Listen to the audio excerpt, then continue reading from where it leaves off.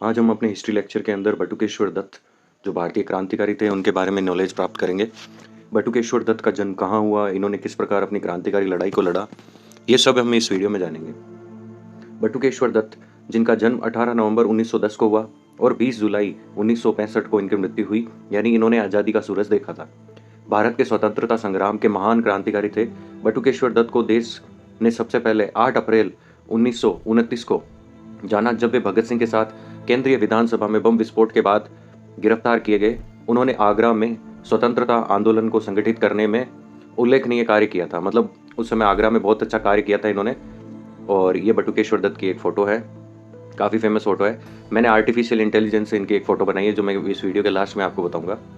तो एक महान क्रांतिकारी बटुकेश्वर दत्त, इनकी 1929 की ये फ़ोटो है जो प्रेस रिलीज जारी की गई थी, उसमें थी।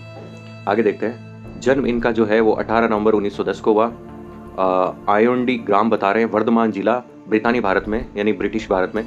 मौत जो इनकी है वो 20 जुलाई 1965 को 54 वर्ष की आयु में हो गई थी, नई दिल्ली, भारत में।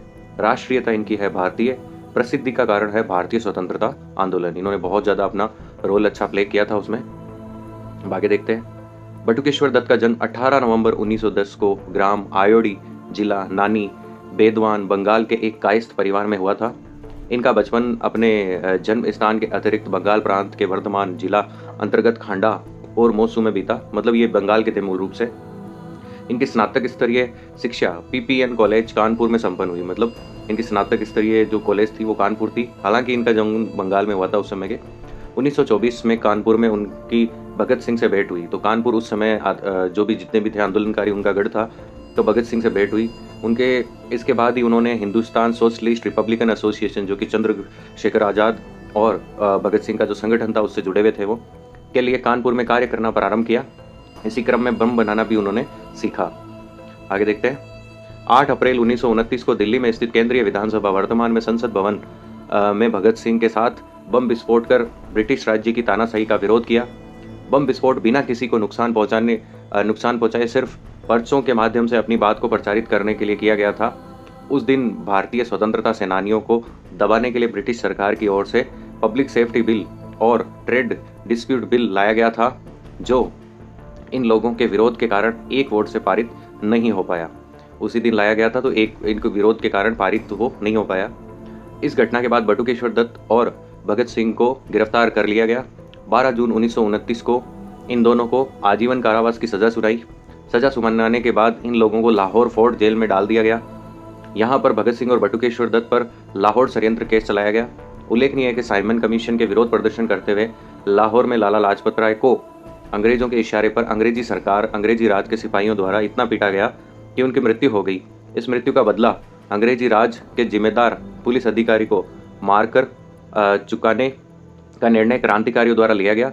इस कार्यवाही के परिणाम स्वरूप लाहौर षड्यंत्र केस चला, जिसमें भगत सिंह, राजगुरु और सुखदेव को फांसी की सजा सुनाई थी। बटुकेश्वर दत्त को आजीवन कारावास काटने के लिए कालापानी जेल में भेज दिया गया।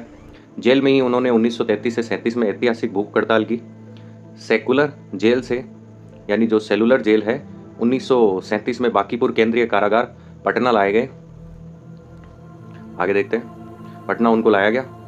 1938 में वे रिहा कर दी गए। कालापानी से गंभीर बीमारी लेकर लौटे दत्त फिर गिरफ्तार कर लिए गए और 4 वर्षों बाद 1945 को रिहा किए गए। भारत की स्वतंत्रता के बाद नवंबर 1947 को अंजलि दत्त से विवाह करने के बाद वे पटना रहने लग गए। बिहार विधान परिषद ने बटुकेश्वर दत्त को अपना सदस्य बनाने का गौरव 1963 में प्राप्त किया।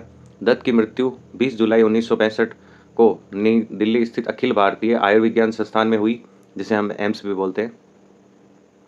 मृत्यु के बाद इनका दाह संस्कार इनके अन्य क्रांतिकारी साथियों भगत सिंह, राजगुरु और सुखदेव की समाधि स्थल पंजाब के हुसैनीवाला में किया गया।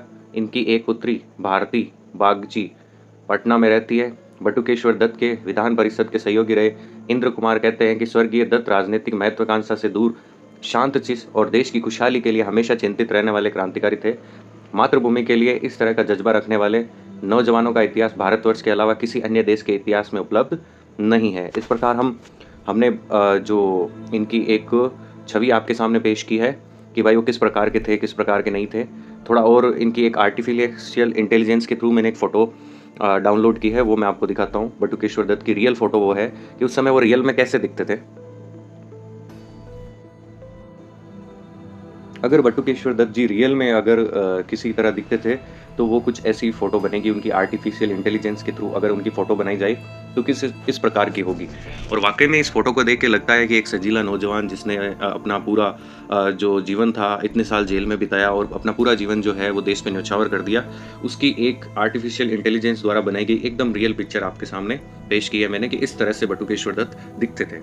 आई होप आपको काफ़ी नॉलेज इसके द्वारा मिली होगी। और ये मेरा हिस्ट्री लेक्चर था बटुकेश्वर दत्त के बारे में और मैंने इसका नोटिफिकेशन भी डाला था। तो इसी के साथ धन्यवाद।